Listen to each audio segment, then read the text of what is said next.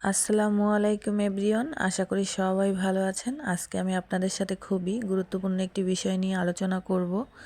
আজকে আমি আপনাদের সাথে আলোচনা করব বাচ্চাদের ওজন কমে যাওয়ার প্রধান যে কারণটি রয়েছে তা নিয়ে। তো চলুন ভিডিওটি শুরু করা যাক। আপনার বাচ্চার ওজন কি হঠাৎ কমে যাচ্ছে?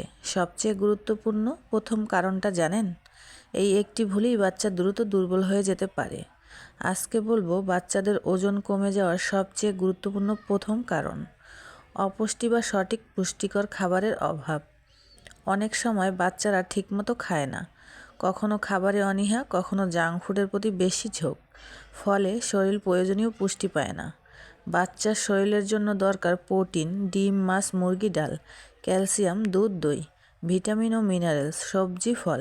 কিন্তু যদি প্রতিদিন শুধু ভাত বা বিস্কুট খায়, ঠিকমতো সবজি প্রোটিন না পায়, তাহলে শরীরের বৃদ্ধি থেমে যায়। ফলাফল কি? ওজন কমে যায়, দুর্বল লাগে, বারবার অসুস্থ হয়, পড়াশোনায় মনোযোগ কমে যায়। বিশেষ করে 6 মাস থেকে 5 বছর বয়স খুব গুরুত্বপূর্ণ। এই সময় সঠিক খাবার না পেলে ভবিষ্যতে বৃদ্ধিতে সমস্যা হতে পারে। প্রতিদিন সুষম খাবার দিন, জাঙ্ক ফুড কমান, নিয়মিত ওজন মাপুন। সমস্যা বেশি হলে ডাক্তার দেখান। মনে রাখবেন, বাচ্চার সুস্থ বৃদ্ধি নির্ভর করে সঠিক পুষ্টির উপর।